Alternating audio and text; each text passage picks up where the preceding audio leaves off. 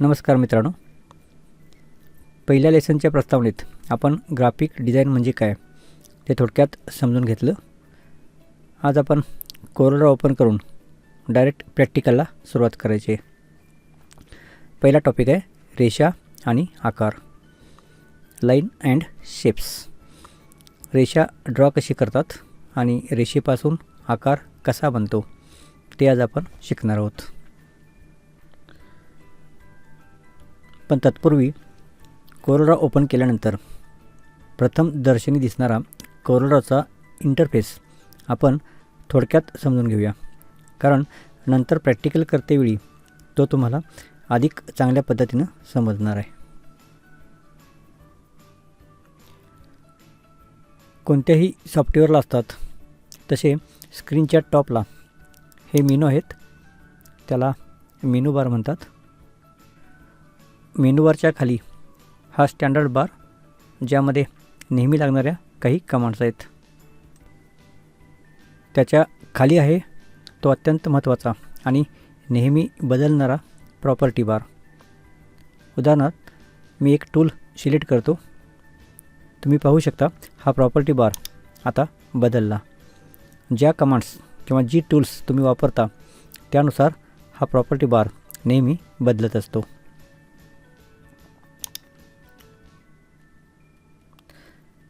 स्क्रीनच्या डाव्या बाजूला आहे टूलबॉक्स.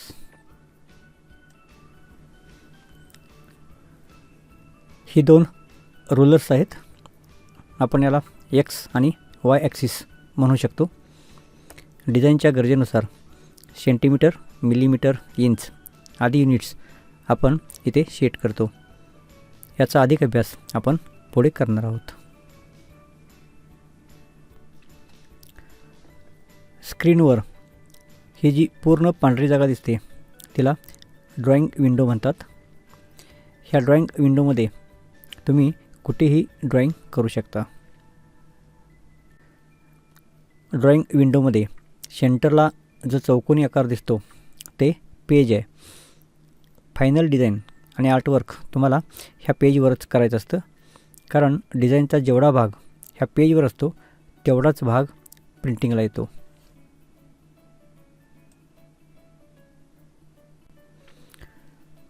स्क्रीनच्या उजव्या बाजूला हे डिफॉल्ट कलर पॅलेट आहे. डिझाईनसाठी लागणारे कॉमन कलर्स ह्या पॅलेटवर दिसतात. नवीन कलर व्हील आणि कलर चार्ट बनवून कलर्सचा तपशीलवार अभ्यास आपण पुढे करणार आहोत. स्क्रीनच्या सर्वात खाली जो आडवा भाग दिसतो तो आहे स्टेटस बार. ऑब्जेक्ट सिलेक्ट केल्यानंतर त्या ऑब्जेक्टची माहिती ह्या स्टेटस बारमध्ये दिसते. स्टेटस बारच्या उजव्या बाजूला ऑब्जेक्टमधील फिल आणि आउटलाईनची माहिती दिसते. उदाहरणार्थ ऑब्जेक्टमध्ये कोणता कलर आहे, कलर पर्सेंटेज, आउटलाईनची जाडी, आउटलाईनचा कलर इत्यादी. डिझाईन करत असताना नेहमी ह्या स्टेटस बारकडे लक्ष असायला हवं. कोरलड्रॉचा इंटरफेस थोडक्यात तुमच्या लक्षात आला असेल तर आता आपण ड्रॉईंगला सुरुवात करूया. ड्रॉईंग करणं खूप सोपं आहे आणि ते शिकण्यासाठी खूप कमी वेळ लागतो, कारण ड्रॉईंग करायचं म्हणजे एक रेषा ड्रॉ करायची असते. त्या रेषेला जोडून दुसरी, तिसरी रेषा ड्रॉ करून एक आकार बनवायचा असतो. त्रिकोण, चौकोन आणि वर्तुळ हे 3 मूळ भौमितिक आकार ड्रॉ करायचे असतात. ड्रॉईंग शिकायचं म्हणजे एवढंच असतं. ग्राफिक डिझाईनमधील 5 घटकांपैकी रेषा आणि आकार हे पहिले 2 महत्त्वाचे घटक आहेत.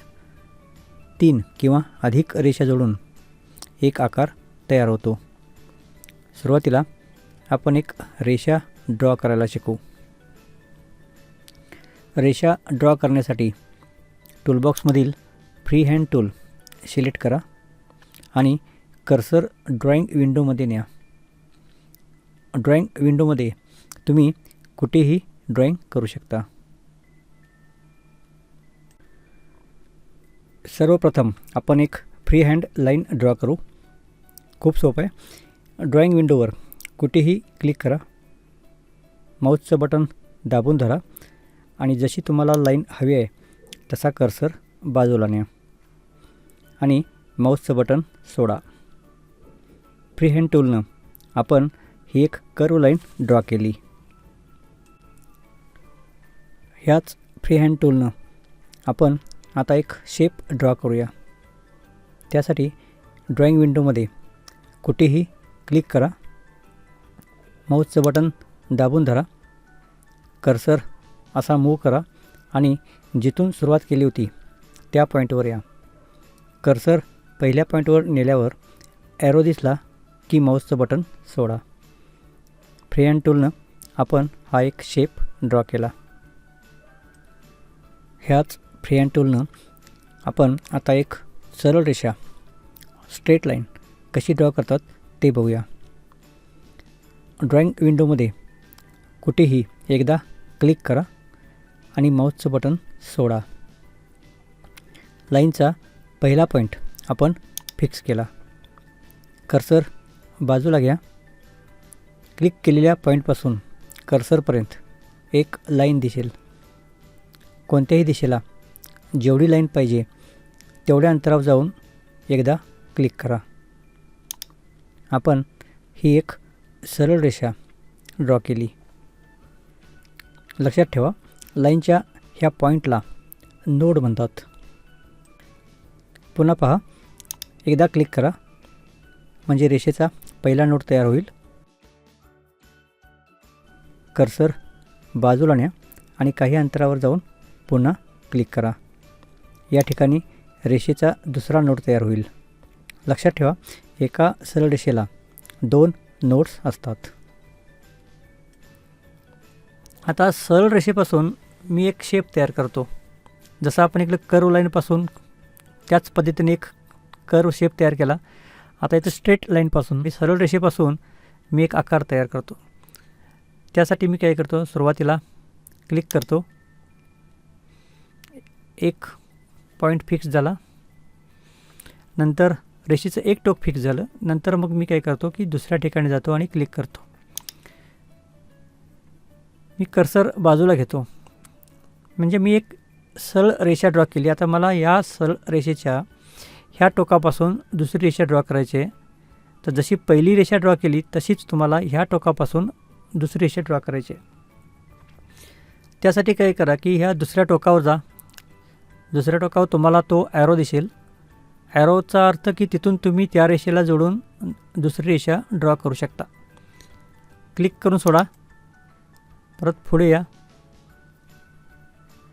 क्लिक करा, पुन्हा सोडा. सराव झाल्यानंतर तुम्ही फास्ट करू शकाल. परत मी त्या ठिकाणी दुसरी रेषा ड्रॉ करतो. तिथून सुरुवात, क्लिक करा, सोडा, पुढे जा, परत ॲरो दिसला की परत एकदा क्लिक करा.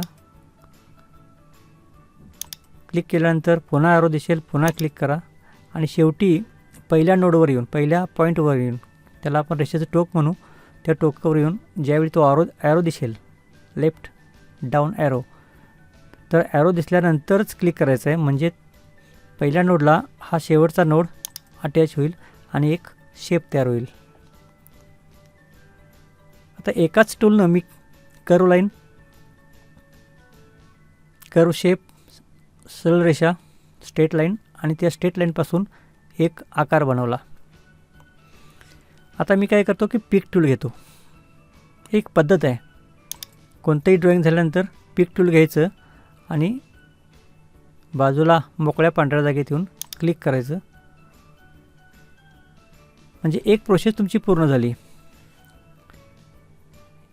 आता नंतर मला या ऑब्जेक्टमध्ये कलर भरायचा आहे किंवा या ऑब्जेक्टमध्ये कलर भरायचा आहे, तर जो ऑब्जेक्टवर तुम्ही कमांड द्यायच्या नंतर तर तो ऑब्जेक्ट सिलेक्ट करावा लागतो. त्यासाठी त्या ऑब्जेक्टवर क्लिक करायचं. समजा तुम्हाला यामध्ये एक प्लेन कलर भरायचा आहे तर याच्यामध्ये तुम्ही कलर भरू शकता.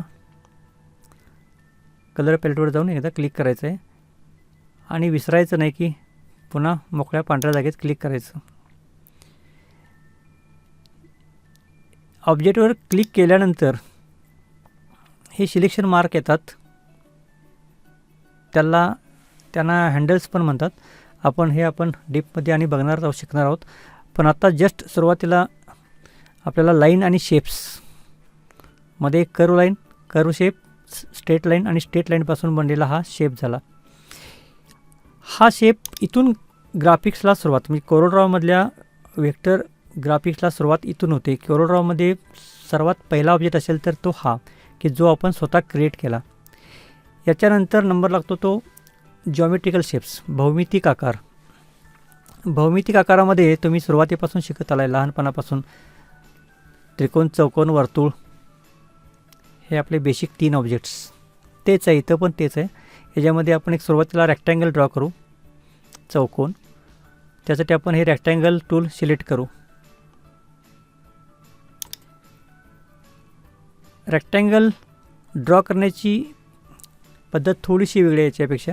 जस्ट एकदा क्लिक करायचं, माऊसचं बटन दाबून धरा आणि कर्सर तिरका ओढा आणि जेवढा रेक्टँगल तुम्हाला अंदाजे पाहिजे त्याच्यानंतर तो कर्सर बटन माऊसचं सोडून द्या. तर हा झाला रेक्टँगल. हा बेसिक जॉमेट्रिकल शेप झाला, की जो आपण डायरेक्ट घेऊ शकतो आणि वापरू शकतो. तसंच इलिप्स. पण इलिप्स घ्यायच्या अगोदर काय करा, की तुम्ही नेहमीप्रमाणे पिक टूल सिलेक्ट करा आणि मोकळ्या पांढऱ्या जागेत येऊन क्लिक करा. ही एक प्रोसेस आहे, मास्टर प्रोसेस आहे, की कोणतंही ड्रॉईंग झालं की तुम्ही अगोदर पिक टूल घ्या आणि मोकळ्या पांढऱ्या जागेत येऊन क्लिक करा. खूप सोपं आहे, समजायला अवघड नाही, समजून घ्या. आता मी काय करतो, एक इलिप्स ड्रॉ करतो. इलिप्ससाठी इलिप्स टूल आहे. इलिप्स टूलला मी क्लिक करतो, ड्रॉईंग विंडोमध्ये येतो आणि क्लिक करून एकदा ओढतो. क्लिक करायचं, माऊसचं बटन दाबून धरायचं आणि तिरकं ओढायचं आणि पुन्हा माऊसचं बटन सोडायचं. Click, drag and leave button. तर हे इलिप्स झालं. इलिप्सनंतर पॉलिगॉन, त्रिकोण, चौकोन. चौकोन म्हणजे रेक्टँगल झाला, रेक्टँगल टूल वेगळा आहे. त्रिकोण, पंचकोन आणि त्याच्यानंतर षटकोन, अष्टकोन यासाठी एकच कॉमन टूल आहे, ते पॉलिगॉन टूल. पण नेहमीप्रमाणे आपण काय करू, पिक टूल सिलेक्ट करू आणि बाजूला क्लिक करू, म्हणजे एक आपली प्रोसेस पूर्ण होईल. त्याच्यानंतर आपण जाऊया आता पॉलिगॉन टूलला. हे polygon tool, polygon tool select करतो मी. इथं तुम्ही बाजू डिफाईन करू शकता, त्याला किती बाजू पाहिजेत, 4, 5, 6, जेवढ्या बाजू तुम्हाला पाहिजेत तेवढ्या इथं सेट करू शकता. आणि नंतर click and drag, click, drag and leave Mouse button. Common method आहे प्रत्येक ऑब्जेक्ट ड्रॉ करण्याला. तर हा पॉलिगॉन झाला 6 बाजूंचा. पुन्हा मी पिक टूल सिलेक्ट करतो आणि ड्रॉईंग विंडोमध्ये येऊन मोकळ्या पांढऱ्या जागेवर क्लिक करतो. समजा मला त्रिकोण ड्रॉ करायचा आहे, तर तो पॉलिगॉनमध्येच येणार आणि पॉलिगॉन टूलनंच आपण तो ड्रॉ करायचा आहे. फक्त बाजूंची संख्या कमी करून ती आपण 3 करायची आणि क्लिक करून ड्रॅग करायचं.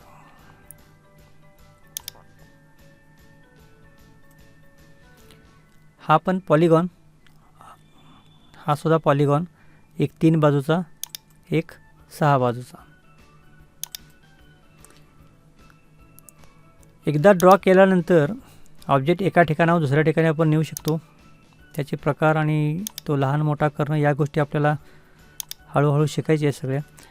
तर एक लाईन आणि हे काही शेप्स झाले, त्यामध्ये हे 3 जॉमेट्रिकल शेप्स आणि हे बेसिक शेप्स ज्यांना आपण कर्व ऑब्जेक्ट म्हणतो. आता बघा, हा ऑब्जेक्ट सिलेक्ट केल्यानंतर आता स्टेटस बार, मग असे म्हटलं ना की मी ऑब्जेक्ट सिलेक्ट केल्यानंतर ऑब्जेक्टची इन्फॉर्मेशन तुम्हाला इथे येते. तर यामध्ये कर्व ऑन लेअर 1, जर तुम्ही रेक्टँगल सिलेक्ट केला तर रेक्टँगल ऑन लेअर 1. इथं उजव्या बाजूला तुम्हाला दिसेल की त्यामध्ये कलर नाही आणि त्याची आउटलाईनचा कलर ब्लॅक आहे. आता समजा मी यामध्ये कलर फिल केला तर तुम्हाला इथे त्या ऑब्जेक्टमध्ये कलर फिल आहे दाखवेल, कलर कोणता आहे ते पण दाखवेल, आणि ते रेक्टँगल ऑन लेअर 1 हे दिसेलच. आपण समजून घेण्यासाठी काय करू की यामध्ये कलर्स भरून घेऊ.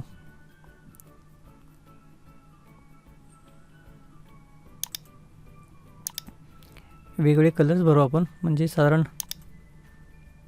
समजायला सोपं जाईल ते.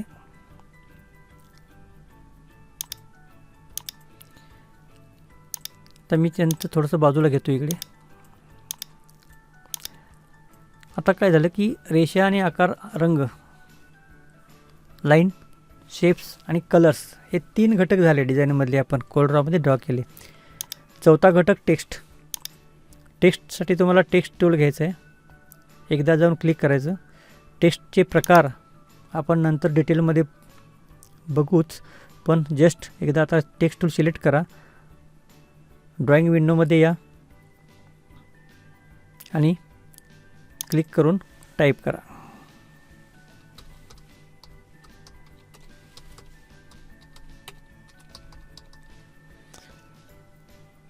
पुन्हा एक आपली मास्टर प्रोसेस की कोणतंही ड्रॉइंग झाल्यानंतर किंवा टाईप झाल्यानंतर पिक टूल घ्या आणि बाजूला क्लिक करा, आणि नंतर तो ऑब्जेक्ट सिलेक्ट करून त्याला तुम्ही लहान मोठा करू शकता. हे आपण पुढच्या लेसनमध्ये अधिक तपशिलात शिकायचं आहे. आज जस्ट आपल्याला ड्रॉइंग करायचं आहे, आणि ड्रॉइंग करण्यामध्ये आपले कमीत कमी किती ऑब्जेक्ट आहेत आपले ग्राफिक्समध्ये? रेषा, स्ट्रेट लाईन व कर्व लाईन आणि रेडीमेड जॉमेट्रिकल शेप्स. 5वा घटक जो आहे फोटो, तो आपल्याला फोटोशॉपमध्ये शिकायचा आहे. पण फोटोशॉपमध्ये शिकल्यानंतर सुद्धा फायनल डिझाईन ज्यावेळी आपण इथं करतो त्यावेळी आपल्याला तो इथे कोरड्रॉमध्ये घ्यावा लागतो. त्यासाठी फाईलमध्ये जाऊन आपण तो फोटो किंवा ती फोटोची फाईल इम्पोर्ट करावी लागते. त्यामुळे फाईलमध्ये जाऊन इम्पोर्टवर क्लिक करा, आणि तुमचा जो तुम्हाला फोटो घ्यायचा आहे, आता हा एक फोटो मी सिलेक्ट करतो इथे आणि इम्पोर्ट करतो. तर यामध्ये हा फोटो क्लिक केल्यानंतर इथे आला. फोटोबद्दल डिटेल्स आपण अगदी शांतपणे शिकायचं आहे, एक एक गोष्ट, घाई गडबड गोंधळ काही करायचा नाही आहे, खूप सोपं आहे. तर इथं मी हे सगळे ऑब्जेक्ट ड्रॉ केले, त्यामध्ये कलर्स भरले, आणि फोटो फक्त मी फोटोशॉपची फाईल इकडं इम्पोर्ट केली, JPG फॉर्मॅटमध्ये इम्पोर्ट केले. तर तुम्हाला काय करायचं आहे आज? तुम्हाला हे तर करायचंच आहे. आत्ता मी जे तुम्हाला करून दाखवलं, जी कर्व लाईन वापरून शेप, स्ट्रेट लाईनपासूनचे शेप्स, आणि हे बेसिक जॉमेट्रिकल शेप्स, आणि 2 शब्द टाईप करायचे आहेत, आणि एक फोटो इम्पोर्ट करायचा आहे. एवढं झालं की ड्रॉइंग पार्ट संपतो आपला. की ड्रॉइंग जे काय तुम्हाला डिझाईनसाठी ड्रॉइंग करावं लागतं ते एवढंच करायचं आहे, आणि नंतर आपल्याला वेगवेगळे शेप्स जे तयार करायचे आहेत ते यांचा आधार घेऊनच करायचं आहे. यामध्येच एडिट करायचे आहेत, आणि नंतर आपल्याला ते शेप बनवायचे आहेत की जे ग्राफिक डिझाईनमध्ये डायरेक्ट आपल्याला वापरायचे आहेत. आज दिवसभरात तुम्हाला कमीत कमी 25 शेप तरी ड्रॉ करायला पाहिजेत, कमीत कमी. आता कोणते शेप ड्रॉ करायचे तुमच्या कल्पनेनं करा. तुम्ही काय करा, ही फाईल न्यू घेता, किंवा या फाईलमध्ये सुद्धा पेजची संख्या वाढवून तुम्ही करू शकता. या ठिकाणी पेजेस आहेत, हे प्रत्येक पेजवर वेगवेगळे ड्रॉइंग तुम्ही करू शकता. तुम्हाला सुरुवात करताना कशी करायची आहे की डायरेक्ट फाईल तुम्हाला न्यू घ्यायची, A4 घ्या, ओके करा.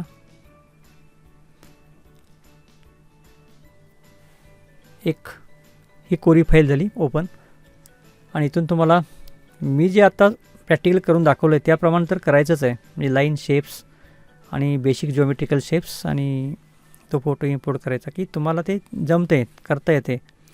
एवढंच जर तुम्ही केलात तर त्याच्या पुढे एक 20 ते 25 शेप करायला तुम्हाला काय अवघड नाही. म्हणजे तुम्ही समजा तुम्हाला साधं एक इंग्लिश लेटर बनवायचं आहे, तर तुम्ही या पद्धतीनं आरामात बनवू शकता.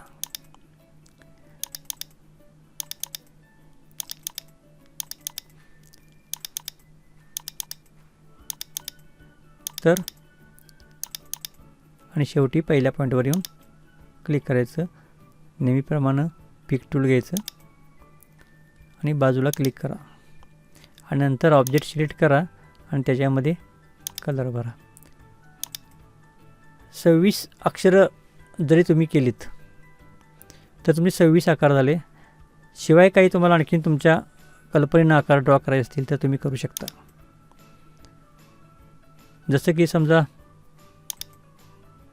मला एक ॲरो टाईप काहीतरी करायचं असं.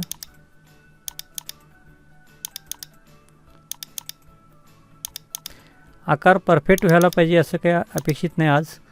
फक्त तुम्हाला ड्रॉईंग करता येते एवढं समजलं की झालं. तुमचा कॉन्फिडन्स वाढला पाहिजे की बाबा ठीक आहे मला ड्रॉईंग करता आलं. ओके. जेवढे जास्त शेप कराल जास्तीत जास्त शेप्स तुम्ही ड्रॉ करा, कारण तेच शेप्स नंतर आपल्याला डिझाईनमध्ये वापरायचे आहेत किंवा एडिट करून त्याच्यापासून चांगले शेप्स बनवायचे आहेत. फाईल मात्र सेव्ह करा. सेव्हमध्ये तुम्हाला एक फोल्डर नवीन तुमचं तयार करा. उदाहरणार्थ मी तर स्टुडंट आर्टेक नावाचा विद्यार्थी असं गृहीत धरा. मी एक त्याचं फोल्डर केलं आहे आणि लेसन 2 नावानं मला ती सेव्ह करायची आहे फाईल. तर लेसन 2 आज आपण बघितला लाईन अँड शेप्स. मग लेसनचं नाव द्या लेसन 2 लाईन अँड शेप्स. शक्यतो काय करा, हा लेसन 2 झाला आणि लाईन अँड शेप्स असं नाव दिलं तरी चालेल किंवा तुमच्या लक्षात राहील असं कोणतंही नाव द्या. तुमच्या फोल्डरमध्ये करा. इथून पुढं प्रत्येक फाईल तुमची या फोल्डरमध्ये सेव्ह होत जाईल. ही पहिली फाईल आहे आणि सेव्ह करा. आज मी इथंच थांबतो. पुढच्या लेसनला पुन्हा भेटू तुमच्या वेळेत तुमच्या सवडीनुसार. धन्यवाद.